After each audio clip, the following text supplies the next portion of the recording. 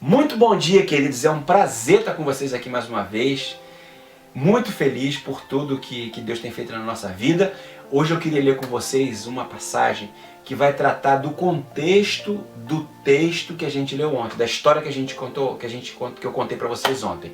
Então a gente vai ler no livro do Atos dos Apóstolos, capítulo 16, a partir do verso 16, que diz assim: Certo dia, indo nós para o lugar de oração, encontramos uma escrava que tinha um espírito pelo qual predizia o futuro.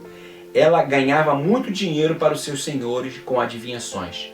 Essa moça seguia a Paulo e a nós, gritando: Estes homens são servos do Deus Altíssimo.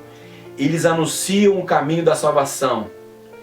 Ela continuou fazendo isso por muitos dias. Finalmente, Paulo ficou indignado, voltou-se e disse ao espírito: Em nome de Jesus Cristo, eu lhe ordeno, saia dela. No mesmo instante, o espírito a deixou.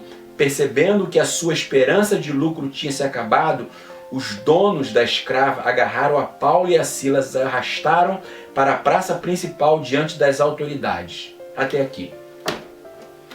Queridos, esse texto fala que o apóstolo Paulo, juntamente com Silas, estava indo para um lugar de oração.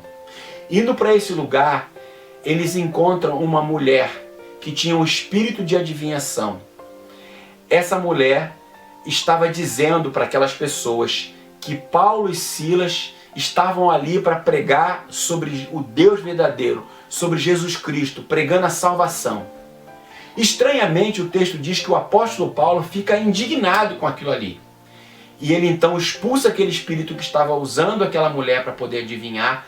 E os donos daquela mulher, que ganhava dinheiro com ela, ficou com tanta raiva que levou Paulo para as autoridades e eles foram presos. E aí acontece o que eu contei ontem.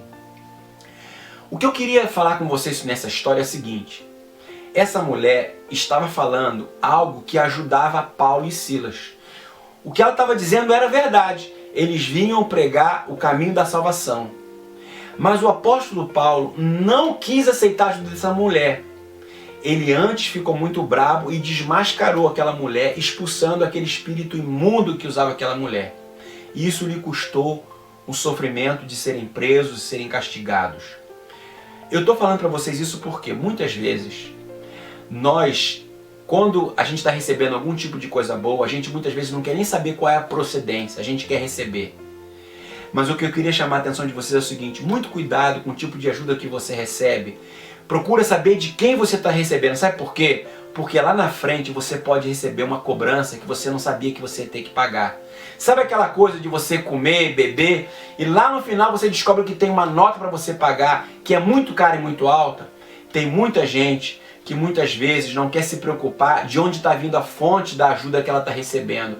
Mas eu quero te dizer uma coisa: cuidado que a cobrança vem, e quando vem, ela vem muito alta. Eu quero chamar a tua atenção para você acordar para o tipo de ajuda que você tem recebido. Olha para ver se a pessoa que está te ajudando não está fazendo isso de coração, ou se ela vai te cobrar alguma coisa no futuro. Às vezes é preciso que a gente rompa, sofra consequências sérias como Paulo e Silas sofreram, mas que a gente não aceite compactuar com pessoas que estão nos ajudando, mas que lá na frente pode trazer um prejuízo para nós. Paulo não queria ser associado com aquele espírito imundo, como as pessoas no futuro iriam falar: ah, aquela mulher adivinha, era amiga de Paulo. Então eu quero dizer para você uma coisa: não compactue com pessoas e com coisas que não são de Deus, para que lá na frente você não venha manchar o seu nome e a sua imagem por causa daquela ajuda que você recebeu. É melhor você deixar de ter alguma coisa, mas não receber a ajuda de alguma coisa que lá na frente vai te custar muito caro. Que Deus te abençoe. Vamos fazer uma oração?